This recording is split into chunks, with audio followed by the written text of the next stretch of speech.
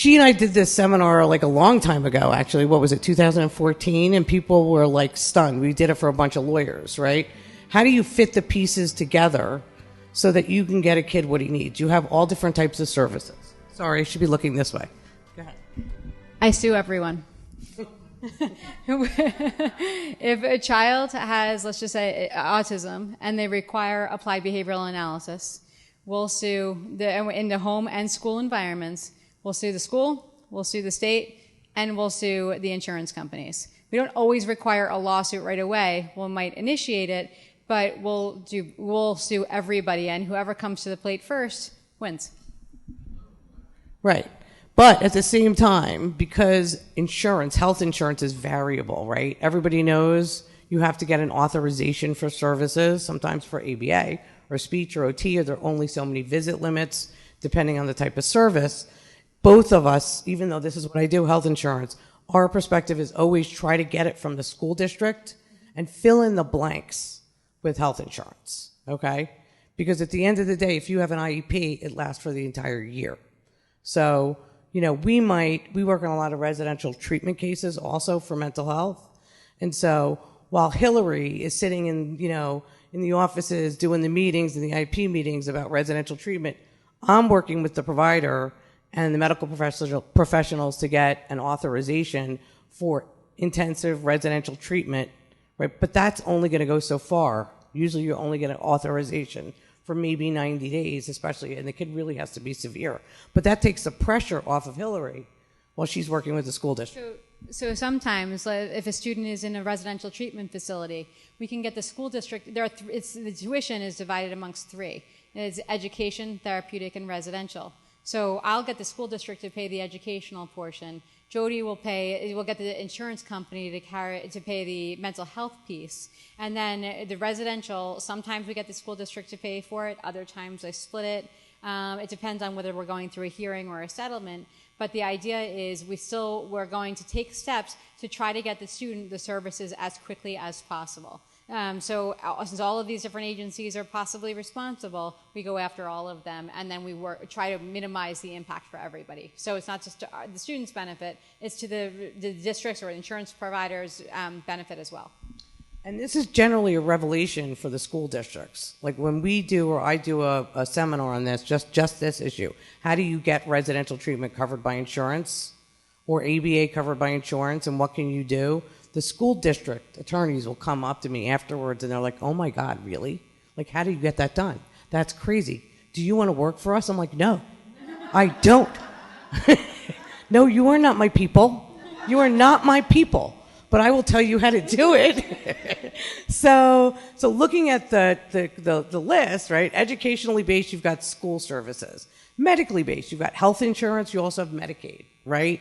Jumping down to Medicaid, kids up to 21, EPSET, they have to cover medically necessary services if a child has Medicaid, okay? And then you also have state agencies. You have adult services, you have respite, right? All these things can overlap to kind of fill in the blanks and get a child what he or she needs. Okay, so we know that Hillary just did this. So this is where I was saying to Hillary, why don't you go into some of some of the tools that parents can use. I was making a list. Hillary. What's the list? And the list was, can you understand my handwriting? No. Liz, do you have an occupational therapist in the audience? So, is my gun? There you go. So let me just tell you what my list is. So I think Hillary needs to go through, instead of going through the analysis under IDA and 504, some of those tricks that she's used, such as how do you get an out-of-district placement, right? How do you invoke stay put? How do you get an independent evaluation? Because those are tools in the toolbox that parents should have and should understand. And she went through it very, very quickly. So Hillary, you're on. Okay. Independent evaluations. We talked about it a little bit before, but in the event that the district, if the district does their own evaluations, majority of the time the evaluations don't come with recommendations on how to remediate the challenges. So sometimes the results are accurate, the test results, but they don't come up with recommendations. Or maybe there's not an accurate assessment of the child's needs. So that's when you ask for an independent evaluation at the district's expense. And maybe the evaluation only covers articulation instead of higher order language skills. Maybe the occupational therapy evaluation only covers shoe tying and handwriting rather than sensory needs. So we ask for an independent evaluation by somebody who does not work for the district to make those recommendations. And how do they ask for that, Hillary? So this is good. This is like a. How do they So you can contact the multidisciplinary team or the director, write a letter or an email asking for an independent evaluation. I said you have to put it in writing.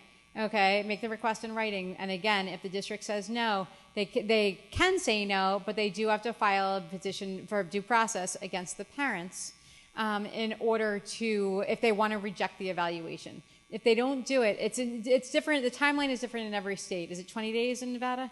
I'm not sure the timeline in which they have to. They have to file within 30 days. Wow, that's a long time. So they have to file against the parents within 30 days to challenge the appropriateness of the evaluations they've done, or their refusal to do independent evaluations. If they don't file, then they have to do the independent evaluations. So you can also get your health insurance to cover independent evaluations, right? So, Lori, instead of taking at face value, right, whatever the evaluations were that the district didn't do or did do, right, went and got her own evaluations. That could be very, very expensive. So in some states, Medicaid, you may be able to get, if you don't have any money, certain evaluations, and you can use those to challenge, right, what the district says or doesn't say in addition to the independent evaluation. You can also go to your health insurance company, get a speech and OT evaluation, get a psychological evaluation, neuropsych, that sort of thing. So it will cover it.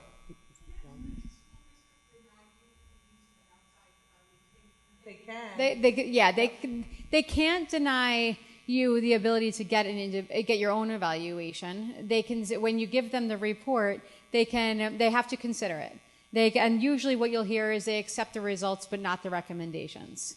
Okay, so that's what generally happens. The other benefit of doing it on your own is that getting an evaluation on your own is that if you do that, then you'll know whether you're nuts or not. Okay, right. Because if the district is if you're not sure if your child is making progress or they're in the right program, by getting an outside evaluator, they'll tell you you're spot on, or you know what, the district is doing the right thing, and then you'll feel more comfortable moving forward. Lori? So the question was that what do you do when the professionals in child find are not trained to do the evaluations? That's when you are justified in making a request for an independent evaluation. The other piece is that some people don't really do, but it is allowed, is that you can go get your own evaluation, and then under Section 504, you can seek reimbursement for your expert fees. Okay, so that is something that you're entitled to expert fees under Section 504, not the Individuals with Disabilities Education Act. So the question was that the wait time could be, and it's like this everywhere, 6 months to a year, okay, for a neuropsych. So what do you do? First of all, honestly, what we do personally is we make an appointment with our developmental pediatrician every year. When you make an appointment or have an appointment with a neuropsych, a neuropsychologist, make it for the next year. Make the appointments, okay? Secondly, if they're, not in network, right? I don't know if you're going through your insurance and you have to wait 6 months for an appointment, that means that the insurance company is violating their network adequacy laws, okay? They have to have an adequate network in order for you to go see your doctor. So if not, then what you can ask for is an out-of-network exception, right? Which is you can use an out-of-network provider, right? I'll slow down. Out-of-network exception, because they don't have an adequate network. So you shouldn't have to wait 6 months or a year to get that. And then basically they would cover it as if it's in network, subject to the network deductible, okay? So that's a tool that we use a lot to try to get those third-party, because it's very expensive too, and it might just, put a fire under there to get that appointment for you, right? Especially when there's a mandate involved, right? So if you have an autism insurance mandate, and they're saying you have to get a comprehensive assessment, I'll get into that later, you absolutely can get coverage if there's a mandate, but you can't get an assessment that's comprehensive. So somebody was raising their hand. So what she said was, and what? Oh, no, no. So we're talking about health insurance. Two different things, right? We went from the evaluations from the school district to. I'm sorry, one second. Go ahead. There are we're talking about ways of funding an evaluation. My goal and Jodi's goal is always to try to get these evaluations covered at little or no cost to the parents. Right. Okay, and same thing with all of the services that you're going to be hearing us discuss. Our goal is to try to get the services for the kid as quickly as possible at low cost to the parents, okay, or their guardians. So one way is to go after the school district. If you go after the school district to pay for an independent evaluation, that's going to be at minimal or no cost to you unless they challenge your request successfully, okay? Another way, because maybe you don't want to wait for the school district to pay for it, to go through the rigmarole of funding the evaluation and approving it. Another way, it's faster, is to go to a private provider yourself, pay for it, and then later you seek reimbursement under Section 504. Okay, that is another way of getting it, trying to get your money back. The third way is getting your insurance carrier to cover the evaluation. Okay, and that's what Jodi is explaining now. Does that make sense? So I just want to repeat the question so people can hear. She said she doesn't know any evaluators that are under 6 months, right? Right now, in Nevada, in all of Nevada. Am I saying Nevada right, by the way? Is it Nevada? Nevada. Which one? We're saying it right? Nevada. Okay, got it. Nevada. Got it. It's like bagel, Nevada. It's Nevada, right? Thank you. So what was the question? The wait time. So you can go out of state. I know it's inconvenient. I know it's really annoying. We also have that challenge in New Jersey and in Pennsylvania. There are wait lists. It depends on the type of evaluation. Sometimes you can ask, like a speech and language pathologist told me the other day, she won't do program evaluations until May. She doesn't have any time for it. But a speech and language evaluation only, she has time for next month. So it just, you might want to follow up and ask for what types of evaluations do you have available now. And I make a distinction, a program evaluation, I sometimes have experts go into the school to observe the child in their classroom to see how they're performing in their classroom setting and whether the district is implementing the approach the right way. Okay, so that's a program evaluation, and there are different timelines for that. But yes, you can go out of state. It's sometimes inconvenient, but again, it will save you time, and then you can present that evaluation to the district.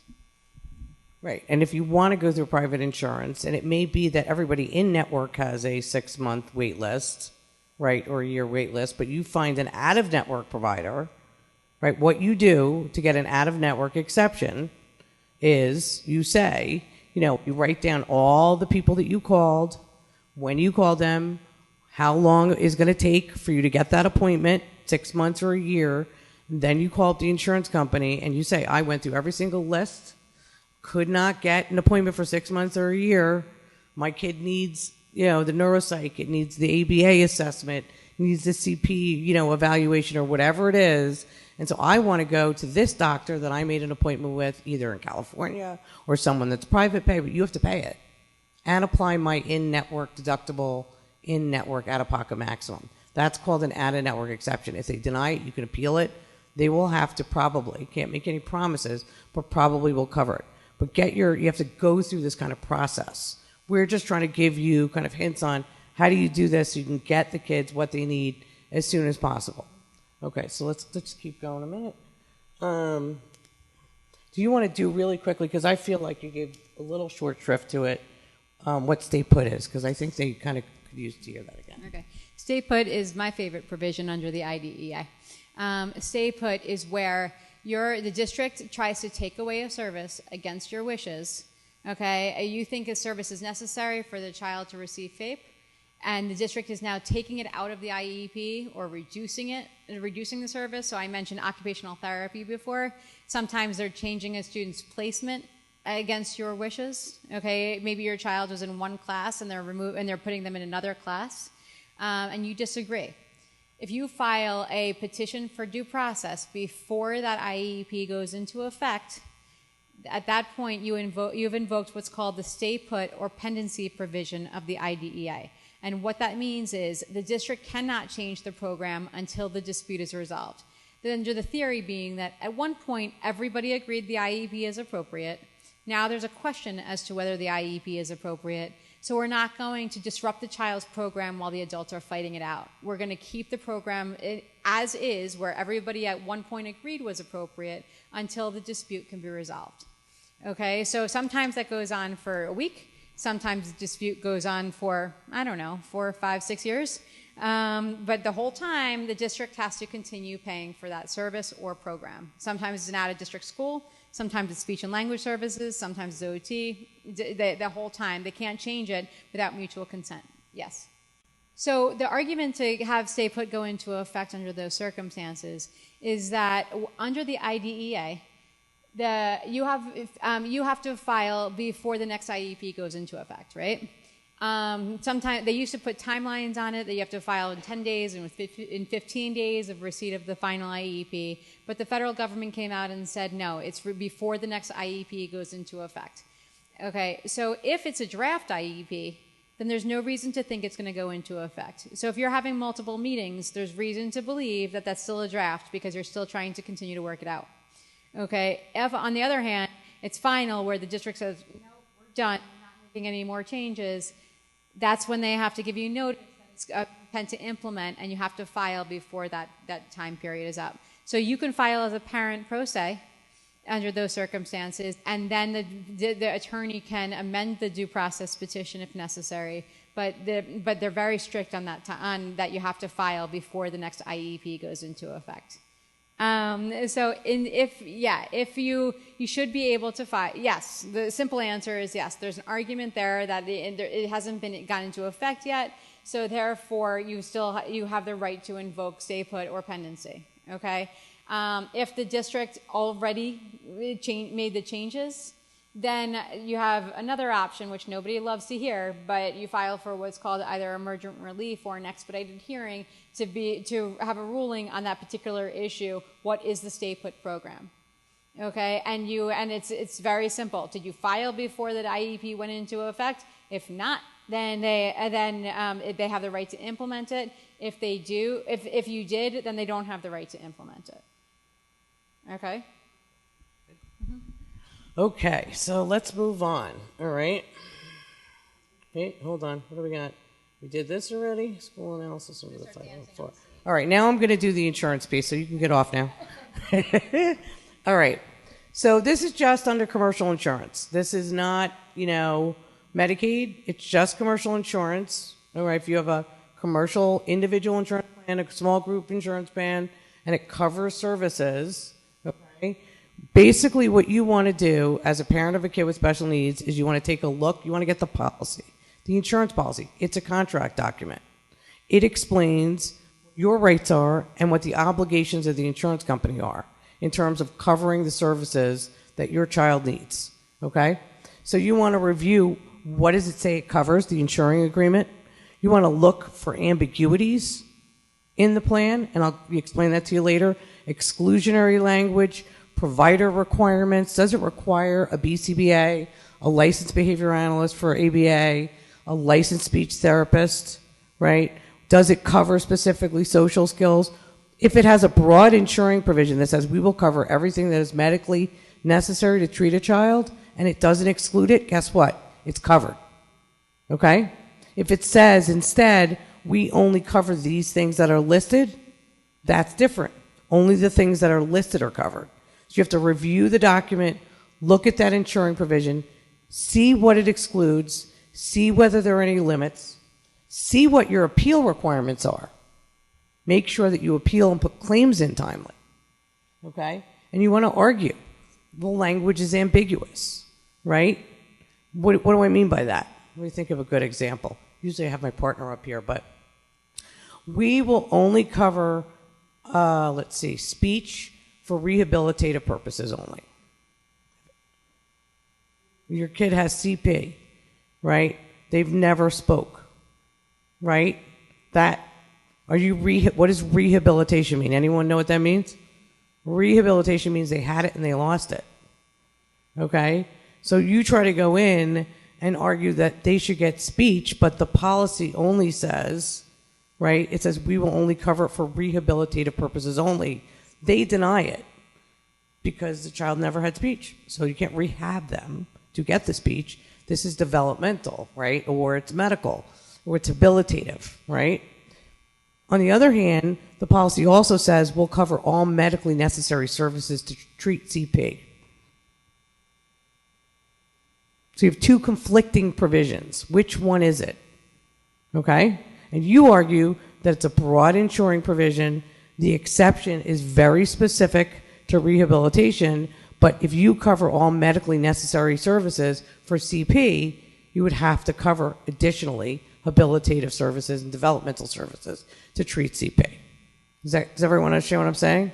Right? You're playing a lawyer's game with the language, right? But that's what you need to do. Or you need to make claims within 90, let's say you forget to put your kid's speech and OT claims in. And then you put them in, they deny because they're late. You look at the policy. The policy says you need to put the claims in within 90 days unless there's a circumstances that made it unreasonable for you to put the claims in within 90 days. Well, what is unreasonable? When a kid's like screaming at you and you got to bring kids to school and you didn't have like what's unreasonable? There could be lots of arguments that it was unreasonable for you to get a claim in within 90 days, right? Especially when you have a kid with special needs, right? So you really have to look at the language because there's lots of reasons why they're not going to cover it. They're going to try not to cover it, right? And it has to be very clear if something is not covered, right? Because at the end of the day, you're the insured, and typically the policy says that it's going to cover what's medically necessary unless it's excluded, okay? You have to verify deductibles. Everybody knows this, right? Cost shares, co-payments, visit limits. Let's see what else, because I can't read. That's too big. This is too small. Exclusionary language and limitations. I have had insurance companies or payers say to me, the policy excludes ABA therapy to treat autism.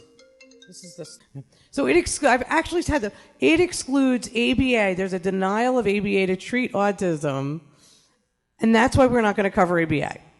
Okay? And we all know the school districts, right? From what I'm hearing in Nevada, like in a lot of the country, they have like ABA light in school.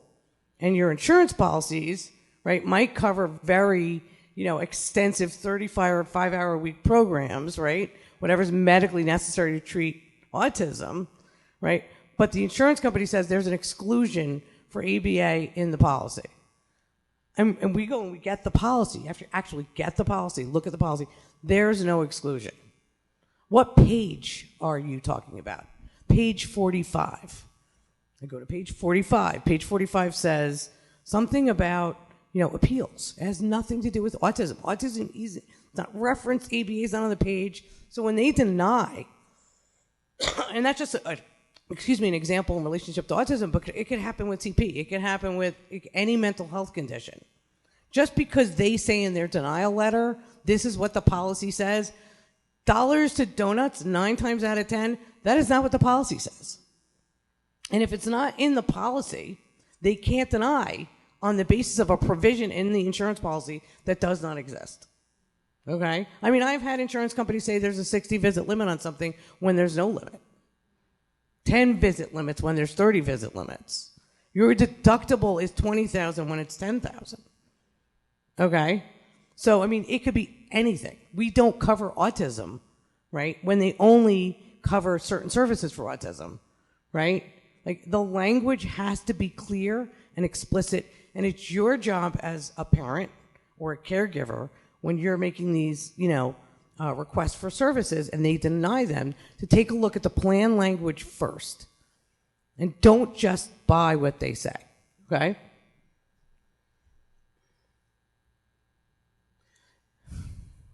Couple more things.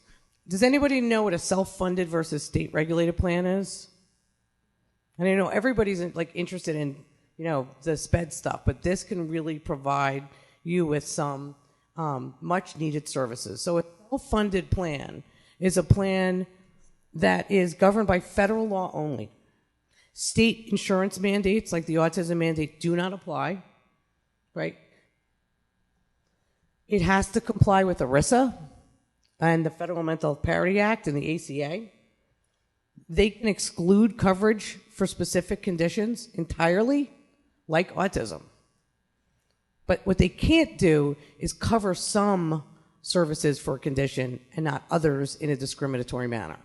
So I'm going to get into that in a minute, all right? You have to look at your insurance card, right? If you work for one of the casinos, that's going to be a self-funded plan, all right? If you work for a big company, self-funded plan. You work for the school district, and some teachers here, there are state laws that are applicable to that, even though it's self-funded. But state law still applies, like the autism mandate.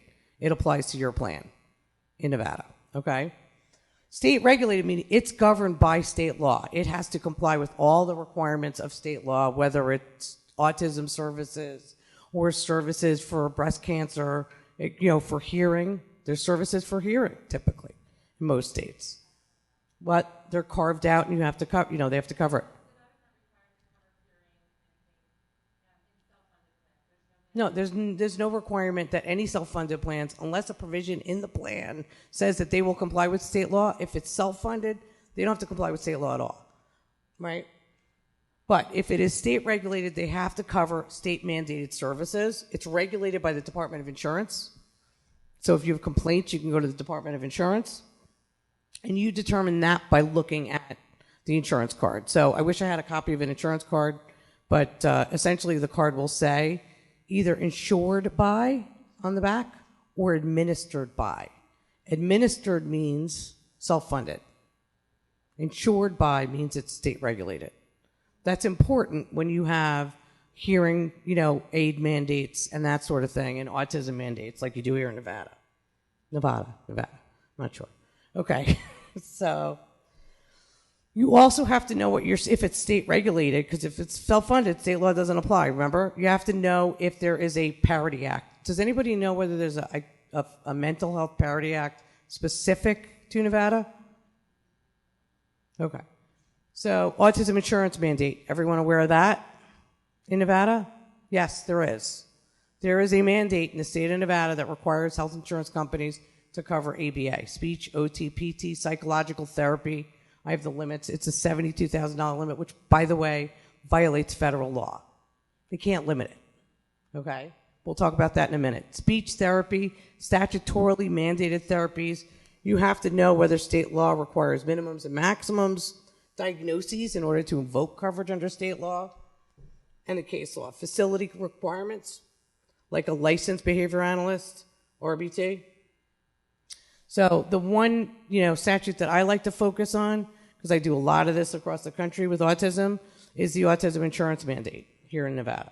So again, you have a self-funded plan through the casinos or a big company. It's not going to have to comply with this statute. State-regulated individual, small group, it will have to comply, all right? It compels coverage for the screening, diagnosis, and treatment of autism. Treatment includes, but is not limited to, ABA, speech, PT, and OT. It requires, this is a key, guys, if you're dealing with kids with autism, it requires not just rehabilitative services, but habilitative services. What does that mean? The insurance company cannot argue that they will not cover ABA because a child is not progressing. If it is helping a child, or speech or OT, if it is helping a child maintain and not regress, under the mandate in Nevada, the insurance company has to cover that ABA, speech or OT, or other services. Okay? So you need to look at the language if you get to a point where they say, well, we're not going to authorize services because the child is not progressing.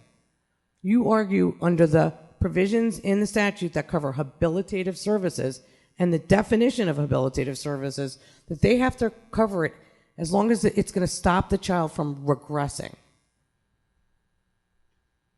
And ABA has to be provided by a licensed behavior analyst. It applies this statute to state-regulated plans, individual, group, and government plans, but not self-funded plans, okay? Here's a kicker. I never saw this before. If you have an individual plan, you get to choose whether or not you want the ABA coverage. For all the rest of the type of plans, it is automatically implied into the plan, state-regulated plan, that the Nevada mandate applies. But if you're purchasing individual insurance under the ACA, you have to choose a plan with ABA in order to get it. So if you have a child who's kind of spectrumy, right, and you have an individual plan, but he hasn't gotten a diagnosis yet, you want to choose one of those individual plans.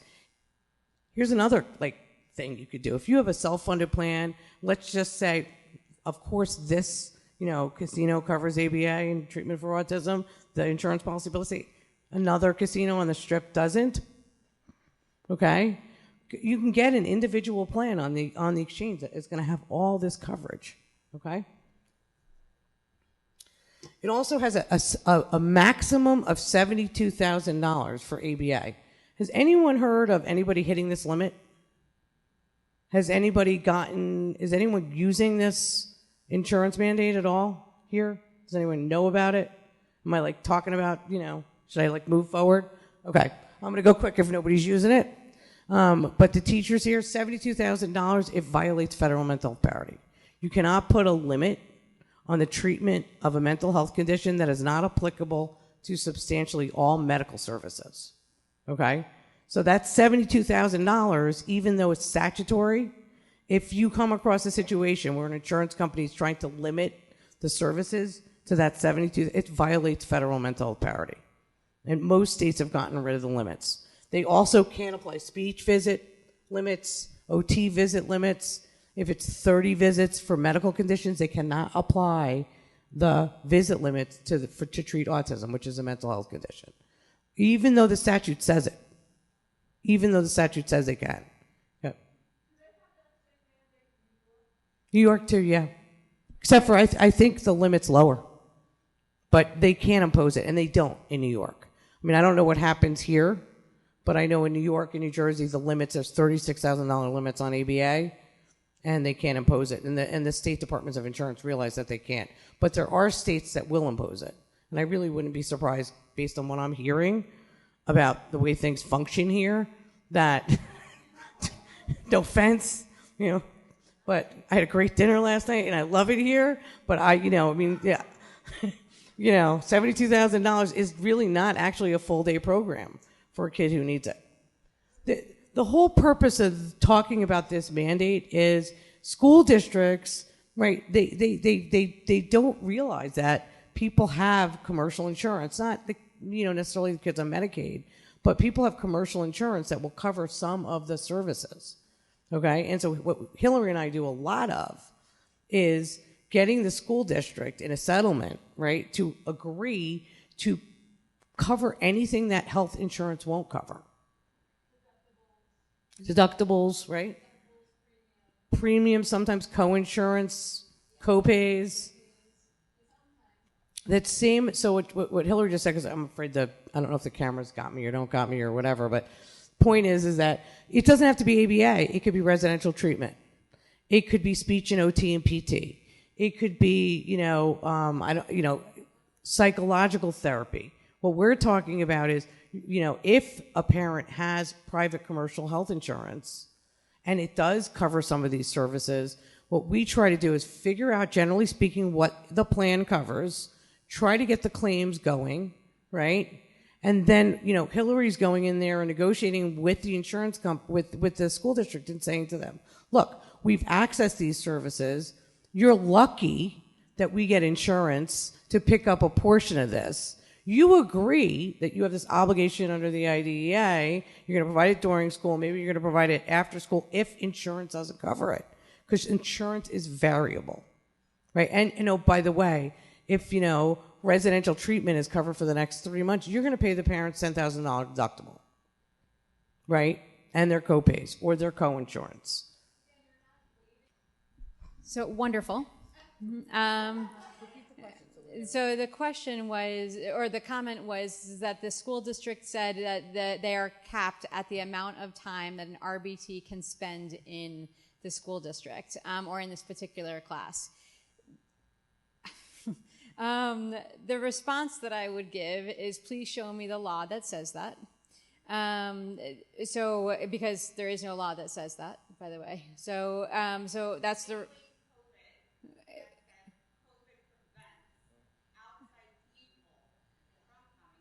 Okay, so again, show me the policy, show me the law that says that.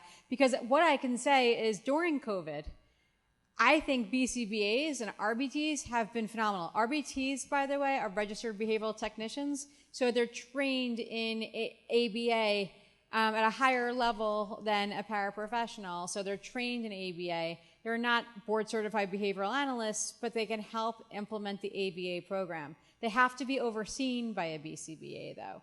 So they're collecting data, they're implementing programs, but there is no law on how often or how much the RBT can be in the classroom. So if that's the response, then if that's a comment, then just go back, please show me the law, and then we'll discuss it. Right. Or sometimes they do have written policies against having third parties come into a school district, whether they're through private health insurance or not. Are you talking about someone that's a private, like health insurance paid RBT through a clinic, or, right? They're Medicaid. So, right.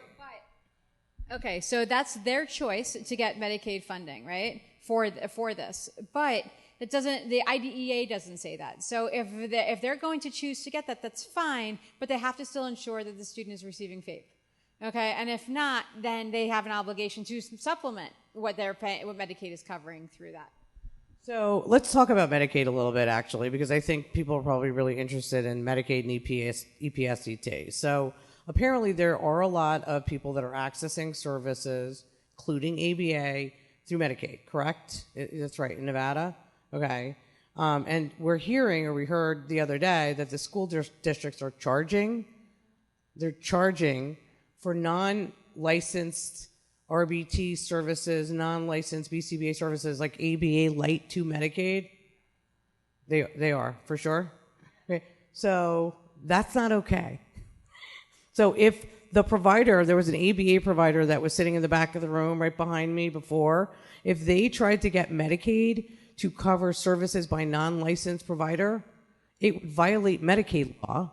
And even if Medicaid paid it, guess what? If the provider got reimbursed, Medicaid would then have a right to get, the money back because it was rendered and, provided by a non-licensed provider. Okay? So what the school districts are doing here, if they are charging for ABA Light by non-licensed providers, even if the school district allows non-licensed RBTs to provide services, that doesn't mean that they can charge Medicaid. That is a whole different layer of statutes, right, that require medical necessity, that require licensed providers. Sorry to interrupt for this breaking announcement, but no one, the school district cannot provide ABA by a non-licensed provider. No, there's not a law that supports that. Okay, it's not ABA if they're not licensed, right? It's a nuance, but it's not ABA if it's not being overseen by a BCBA, okay, because the law requires that. It's not ABA if they're not collecting data. If none of this is happening, then they're violating not just the Medicaid laws, but they're also violating the IDEA, Section 504, and every other law that exists. Thank you. So on the planet. So I think what just stated another way, what Hillary's saying is they shouldn't fucking do it. Okay? But they do, and they're going to try to do it. Can you guys bleep that, please, for me? Sorry, I have to do it every time I talk. All right. But they should not do it. All right. But I think another way to put what Hillary's saying is like, it's not that they're providing ABA through non-licensed provider. It's that the school districts are not providing ABA, right? They may be able to have people work with kids who are not RBTs that are licensed or BCBAs, but unless you have a program being provided and it's ABA, pursuant to, goals and objectives and programs and BIPs provided by an RBT that is licensed here, supervised appropriately either 1 to 10 or 1 to 20 hours by a licensed behavior analyst where they're taking data and graphing. It is not ABA, so therefore... It's an eclectic program. And it's not ABA. It's just not ABA. Okay? And by analogy, it's the same thing as though a student with dyslexia is getting they're claiming that the teachers are providing a structured literacy intervention through a 2-day training. They're not trained in it. It's guaranteed that they're not doing it. Okay, if they're not delivering it with fidelity, they're not doing it. It's not ABA. There's not a law that supports it. Okay, thank you. Thank you very much. Go ahead. We got a question over here. Okay, so she's asking whether or not you have to check off that they can bill Medicaid. The answer is no, you do not have to check off. They can bill Medicaid, but they can't bill Medicaid for services that aren't mental health or medical services. Okay? So, right, meaning it's covered by Medicaid, right? It cannot be just like we decide to charge Medicaid for what we think might be the services that they might cover, right? You as a parent under the Medicaid rules do not have an obligation to check that box. You can get those Medicaid services from an outside provider. You do not have an obligation to assign your rights to provide Medicaid services to a school district. In fact, when you look at the regs, the Medicaid providers can come into the school, actually. They can come into school, provide the services. Do not have to take those school services or let them charge for those services under Medicaid. The box is so that they can charge, basically they can if they provide Medicaid covered services, but you don't have to check the box. And it doesn't disabuse them of their obligation to cover the services under the IDEA or Section 504. So for my purposes, I hate to say this, but I would much prefer you didn't check the box, right? And then if you have to bring in an RBT, right, then it's under Medicaid. They don't get to say that RBT isn't licensed or that BCB isn't licensed. You're bringing in like an actual service provider that has the appropriate credentials and is providing the appropriate level of medical and mental health services. Yeah. I mean, that's all. What she said was she had a situation where she was unhappy with the services that the state, that the school district was charging to Medicaid, and because she checked the box, she couldn't retract it. No, I think ultimately you probably could challenge that and retract it, but at the end of the day... You can challenge it because still they have an obligation under the IDEA. With the ramifications to the school district, they might have to pay Medicaid back. That's a different conversation. But you, as a parent, are not waiving your rights under the IDEA if you check the box. Okay? So but that said also, if you do check the box, like I said, you're not waiving that. Okay, sometimes it does reduce the cost to the district. Okay, and the downside is what you're being told, but not actually what's in effect. Okay. Great. So if you have a private ABA therapist that's covered under Medicaid, and they're going to actually have licensed providers pursuant to a treatment plan, and do 6-month authorizations and sit down with you and show you actual progress, as compared to a school district that is ABA light. With non-licensed providers that doesn't take data and has a BCBA come in once a year, what do you want? Why would you check the box, right? Do not check the box. None of those do not check the box. Unless you know. We can maybe use that in the context of a settlement, you know what I mean? If they actually have the nurse or the ABA provider there, it may be used to pressure them then to start to hire people so you don't go outside, of the school. And I just thought of another example of not checking the box. So if you leave here with nothing else today, just don't check the box, right?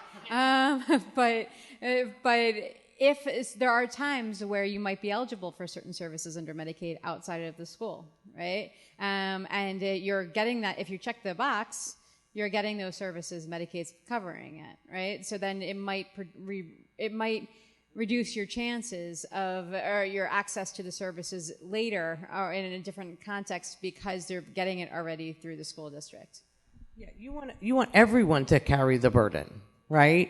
You want Medicaid, if you've got Medicaid, to carry the burden of what it's supposed to cover. You want the school districts, we kind of call them like buckets, right? We're talking about 3 separate buckets. You've got the IDEA 504 school obligation. That stands alone, regardless of what Medicaid does or private health insurance does. Or That, state agencies. right. If they use a state agent, if the district uses a state agency to provide a service, they can do that because they have an obligation to reach out to other services, support agencies who can provide it. But if you're not happy, or if the quality of services doesn't result in meaningful progress to the student, you still have, the district isn't off the hook. They still have an obligation to either make up the services through compensatory education or change the services to ensure the child is still receiving FAPE. So you've got your special education bucket, Medicaid bucket, right? Might be respite in there. There might be more ABA in there. There might be speech and OT, et cetera, psychological services. Then you got your, if you're lucky enough, maybe you have health insurance, right? The goal is to try to tap into and cause each separate, what I'm going to call payer, to carry their burden. Don't let the school district offset their obligations onto Medicaid or onto the private health insurance carrier.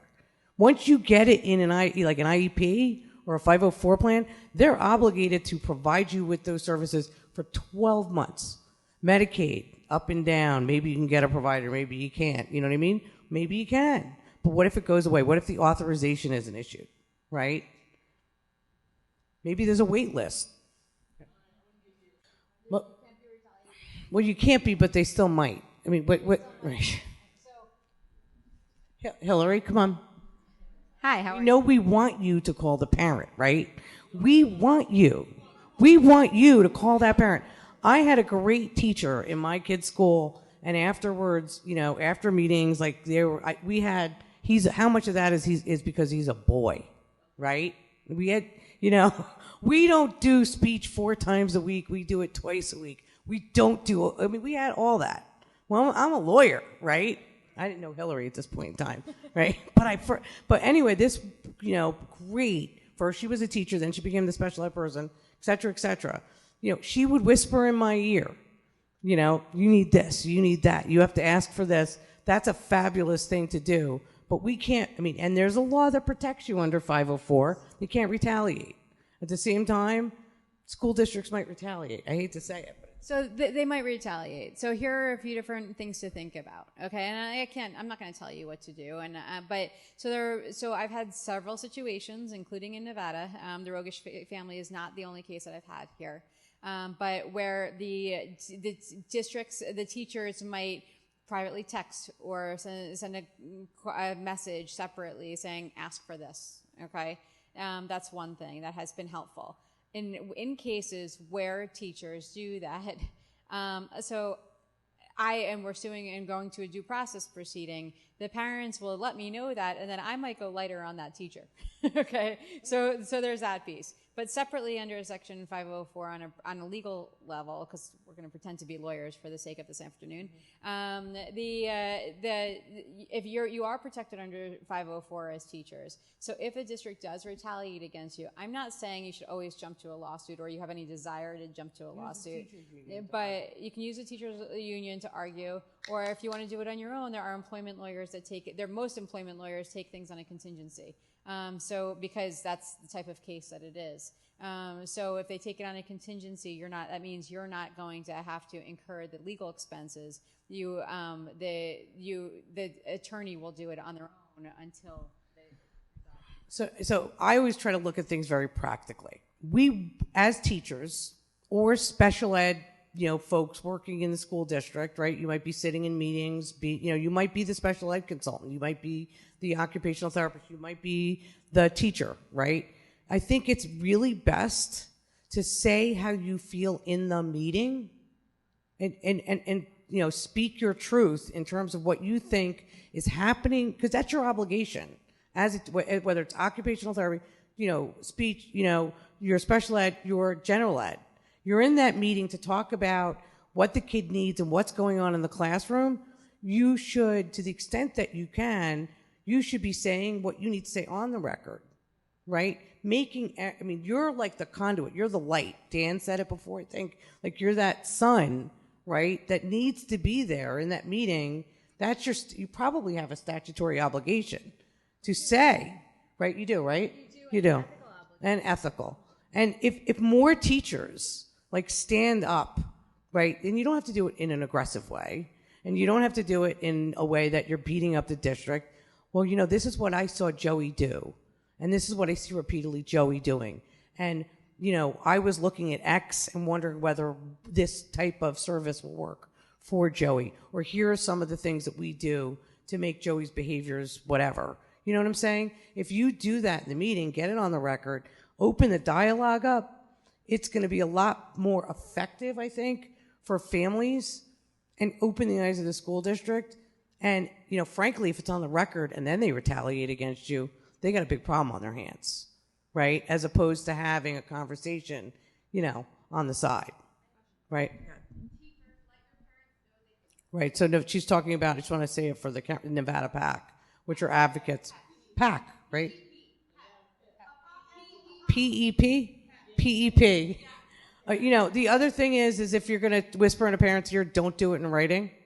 I mean, I hate to tell you, but you don't want to create a paper trail. Like, if you really have to, don't create the paper trail. But we would love it, I think, if we could start to do teacher trainings here in Nevada about more in depth on what the law is, and kind of give you guys the tools, because it sounds like there's a lot of people in this room that want to be able to speak up.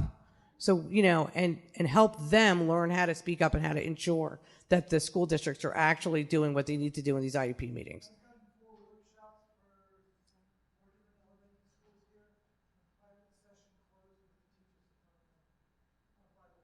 Okay, so, Dan's doing some good stuff, but, right, they're all worried, and so we need to kind of maybe educate some teachers and maybe get the unions behind,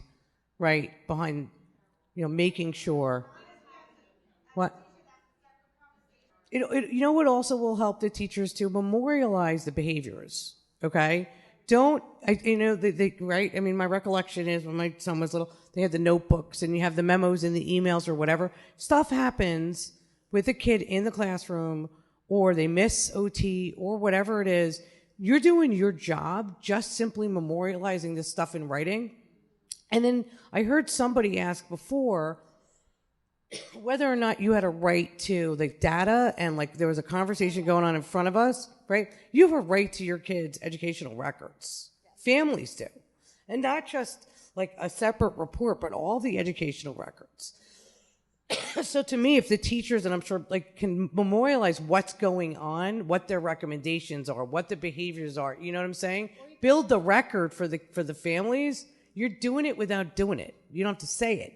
Right? You could email a supervisor asking for help, asking for suggestions. No. Hold on. I'm not saying that you should be expecting a response.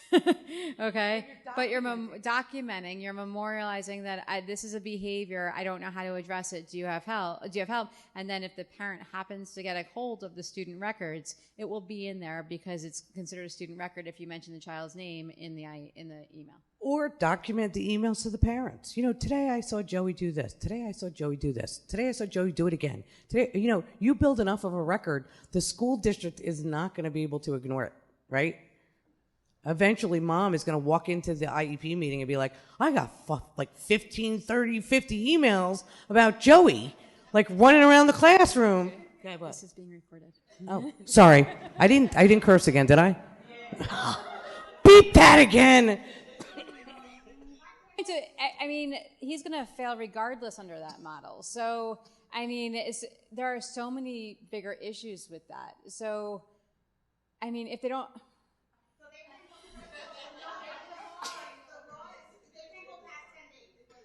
They cannot go past 10 days. They can't with a 504, but because that's exclusion, that's discrimination. You're denying them access to their education, right? But then, so that's under 504, but also under the IDEA. Even if they have a 504 plan, then you're questioning why hasn't that child been referred to child find for an IEP if they've been denied access to their education for that period of time. Okay, and then under the IDEA, they also can't be denied access. Their placement can't be changed or removed from their education for more than 10 days without a manifestation determination. Their placement due to extreme behaviors can be changed up to 45 days to an interim educational setting, okay, alternative educational setting. But I have so many concerns about that, because now, I mean, aside from, I can go into this, but you guys, are you okay staying a little bit later? Okay, so, I'm sorry, are you okay with this? So, one, we appreciate that.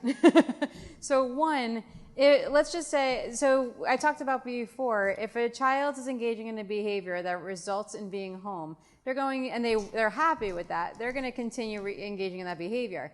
If at some point you put that behavior on what's called extinction, for lack of a better term, meaning you're trying to you're trying to stop that behavior, then you have another question of, they're going to start teaching themselves, because they're smart, another way of getting to that, getting to that outcome, right? So they're going to start learning and teaching themselves how to do that.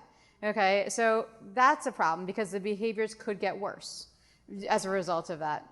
Why are we not doing functional assessment? So there's an FBA, which is where you collect antecedent data, behavior, and the ABC data. You collect data on the antecedents, behavior, and consequence. What happens right before the behavior occurred? What is the behavior, and what is the consequence? So for my brother, for example, he jumps up and down. Okay, what is the antecedent? I probably said no to something.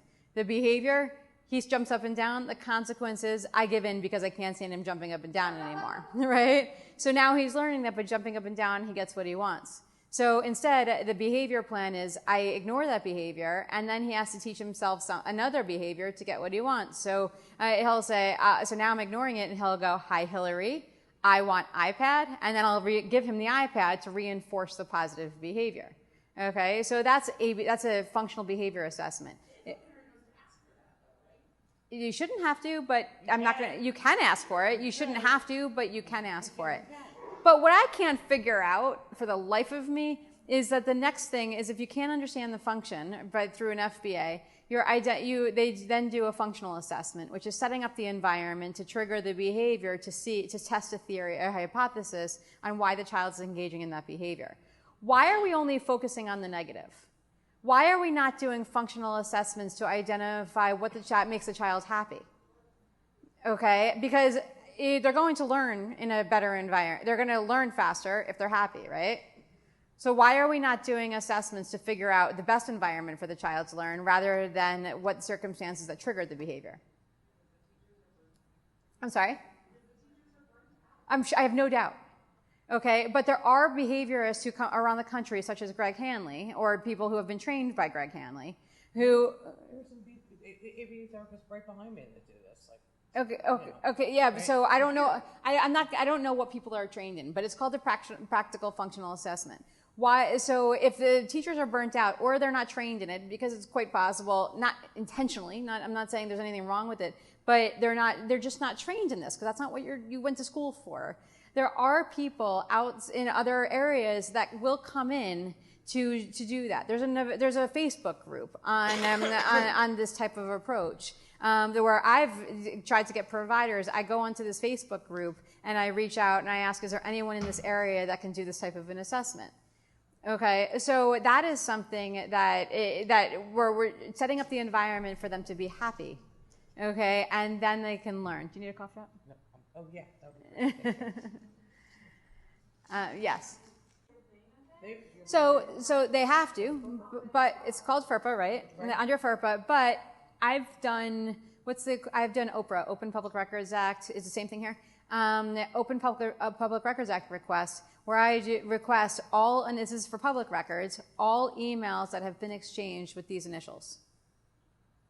Okay, so if it's not part of the student file, then I'll do an OPRA request and ask for that information, because I have to hand it over. And that's another way of getting other information.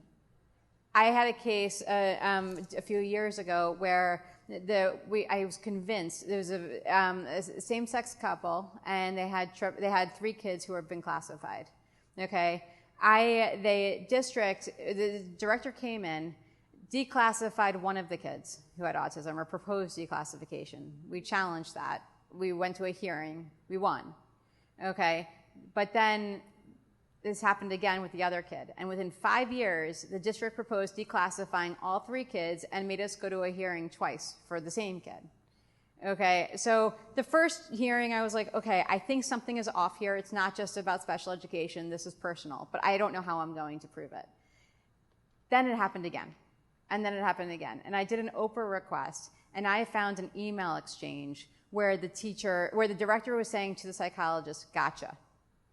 Okay, and I used that in a hearing, and we proved retaliation. It was like a code red moment for me, in A Few Good Men or in Legally Blonde, where she proved that it was the perm that this is important information that you thought you'd get here. So it was like a code red moment for me, where I was like, I proved, she admitted on the stand, because she had no way around it, that she was retaliating against this family. Okay, and I didn't know if it was because they were same sex. I didn't know if they were difficult parents. I didn't know, but I knew something was off. So I was going in all avenues, and I got that information because they didn't put it in the student records, but I did get it in another way. You can go for as long. You can go forever, but they do try to say it's too vague or too ambiguous. So I would be the more specific you can, the better. I mean, one time our initial request was very broad. So they said denied it based on that. Nothing. I'm like, God. You gave me the mic. Yeah. So they came back and they said it was too broad, be more specific. So we sent them a 4-page Oprah request, single space, from email from this person to this person on this date, like with this date range, in 4 pages. They've never told us our requests were too broad again. So here you go. So there's some So yeah, in the context of just litigation too, like if you get into a civil litigation, every email that mentions the kid that's an issue would be eventually at some point or another potentially producible. Okay? Any email, any document. But the first place you start is with FERPA. FERPA. You want to look at FERPA because the book you were talking about, the notebook with your kids' data, you have a right to that. They have, and I think there is isn't there a penalty if they don't? There's a statutory monetary penalty if you ask for it in writing and they don't give it to you within a certain period of time. You have a right to all of your children's records, and the term record, educational record, is defined by the statute. So you have a right to that notebook. Maybe they have to redact those other kids' names, right? But you have a right to the notebook. You have a right to the emails and the communications between the teachers and the administrators and the IEP team. That's all part of your kids' FERPA educational records. Tell them what you want the notebook, and you want them to redact it, and it's part of your kids' educational records. And here's FERPA, and here's what FERPA says, and if you don't give it to me, guess what? You're going to pay me the money. Right? I'm going to hire a lawyer, and the lawyer's going to go after you, and they're going to get not only whatever that amount of money is per day that you get charged because you didn't produce the records, but probably your attorney's fees. We got to train lawyers here in this state, right? You got to be aggressive and kick some butt. Okay. So she wants to know how is it going to help the other parents? Okay. Okay.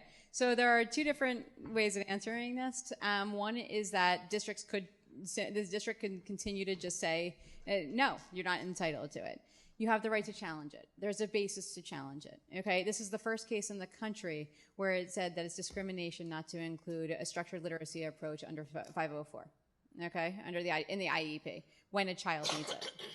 Okay, so from that perspective, you have case law. The district will likely not say no to that again. I'm not going to guarantee it, but if they do, you have the right to challenge it. So districts any district can do anything, and then they can do anything until you challenge them on it. They can say anything unless you challenge them on it. So when I started this presentation at some point today, I had talked about we're trying to make parents more aware of their rights. Okay, through the PowerPoint, I included some red flags so you could say something's off here. I want to challenge that. ask questions, okay? Do more parent trainings. We will do more parent trainings, either over Zoom or in person, okay? And make it be aware and talk to people, talk to other families. Challenge it because they don't get it. And then file for due process, okay? And you have case law on your side for that, okay? So districts are, my understanding from people in this room is that since the Rogish case, the districts have been training more teachers in their methodologies. I will say, I don't know if it's a 2-day training or an actual certification, but they're starting that process, okay? And then we will challenge the appropriateness of the programs if they're not doing it right, or if they didn't get the requisite training. We will continue to challenge them. We're not done because of the Rogish case. That was a starting point. Right. And teachers, right, educators in the room, special educators in the room, occupational therapists that work with the school district, paper the file, communicate with the parents, give the parents the leverage that they need and the evidence that they need to show either that the district is serving the kids appropriately or is not, right? Because if you're, I mean, I hate to say it, but you're complicit if you don't, and you're not going to change things unless you record what's going on and kind of be an aid to the parents. And then we need advocates. Like, who's the lady that was here that you're in Arizona now? You're not allowed to stop helping families in Nevada. Okay, you're retired. You can do things. It's good, right? Providers, we need your help so that if a kid is not getting what they need in district, right, maybe we can work with you so you can give them what they need, and then we can go after the school district and get you reimbursed, right, and get the families reimbursed, right? There's ways that we all need to work together to try to change things. Is there a statute of limitations? That's a good question.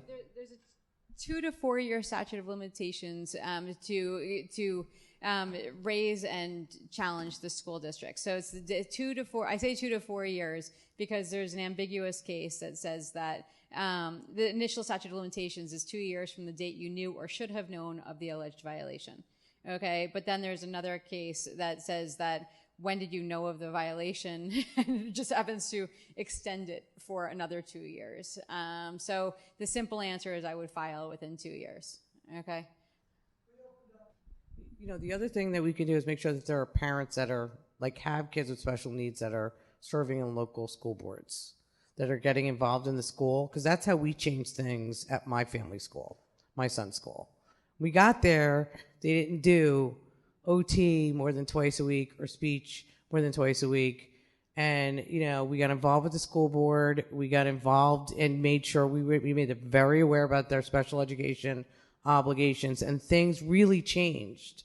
So there is something to be said, if you're a parent, with, you know, getting on the inside too. I mean, we've got to kind of approach this thing from all different directions. You're just in it. You're in it. Are there better schools than, because I asked this question in a meeting yesterday, are there better schools, like, not private, I'm talking in public schools. Are there better public schools? That's it. It's just. Okay, so. Yeah, no, it's a huge. It's the 5th largest school district in the country. Yeah, but that are better with the sped stuff. We've devolved. Okay. So, okay, hold on. I'm sorry. All right. We're not going to claim that this is going to be an overnight fix. Right. Okay. It takes there's a process. I will say there are not enough attorneys in this area that practice. I will say there are national organizations such as COPA, okay, COPAA, that does do trainings, and I'm part of it. We do trainings for advocates and attorneys to get involved in this field. Okay, where it's a national organization, and we go from East Coast to West Coast, all of our conferences. This year it happens to be in Boston in March. but we do lots of trainings, okay? There are not enough people challenging the system. I'm not faulting. I'm sure a ton of people are burnt out and they don't think it's going to go anywhere. I understand that by suing the district for 150 compensatory education hours is not going to get you that far if you don't like the services that the children are receiving anyway. So you don't want more of the same.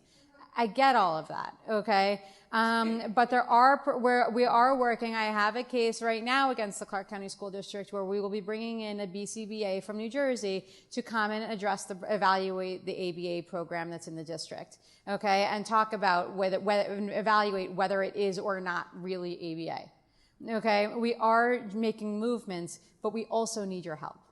Okay, so I'm not an expert in every nuance of the Clark County School District. I'm not I'm not an expert in any nuance of any school district. But what I can tell you is that some people think I'm an expert in the law. Okay, I've been practicing in this area for 16 years, like I said, solely in this area, right? So I have some experience in this. All right, so what we can say is the law, in spite of several IEP meetings that I participated in where I was told what the law is in Nevada, I can tell you that it is federal law. Okay, so we need to, I'm trying to try to get your help and passion. If you have a family member with special needs, or if you are a teacher, though you're invested. Okay, so you are the best people to be challenging the system. Okay, I'm invested. I have a family member with autism, and I have a nephew with Tourette's. Okay, so you are the people, we are the people that can challenge the system to make it better. Okay, we are working with the Legal Aid Society Foundation. Center. I was close. The center. To make changes, okay? But again, they are overwhelmed as well. So they are willing to do trainings. I'm willing to do trainings. We're willing to oversee the process as you navigate it, okay? But we do need your help because there are not enough people to do it, okay? So we will work. We will make changes. It has to start somewhere. The Rogish case, when we started, okay, was all to help everybody else. It wasn't really to help their daughter. Okay, we got involved from the get. Well, it was to help their daughter.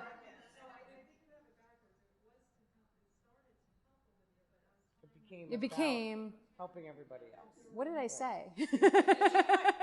She kind of said that. But she talks really fast, so it's really hard to tell. I have no idea what I said by this point, so I apologize. It was right. So, I mean, we talked about the issues. We talked about how things were evolving. And as we're moving forward, Lori was getting more emails and communications from other parents, and it became very apparent that they weren't alone. It is a systemic problem. We're aware of it. But they could have stopped early. They didn't. Okay? We pursued claims that we didn't have to pursue intentionally to make changes in the district. Okay, so it's a starting point. We are going to continue as long as the parents want to challenge it, as long as the teachers want to challenge it. We want to get the teachers more training. Okay, we really do. There are ways of doing it. We have tons of ideas based on just our experiences from around the country. Okay, we want to make it happen, but again, we need your help. Okay, so I hope you, with that said, we are going to wrap up. I hope you learned something today. We're back here tomorrow. Okay, we're going to be talking about similar things, and you might hear new information. If you're tired and you don't want to hear anymore, I get it. But we are back here. Flipping or staying the same? Okay, got it. Okay, so it's going to be the same sequence as it was today. But what I do is going to be completely different because we just winged this. What Jodi's going to do is completely different. But again, tomorrow we're going to be talking about things. Feel free to come back, and hopefully you learn something, and we'll continue taking it forward. So thank you again.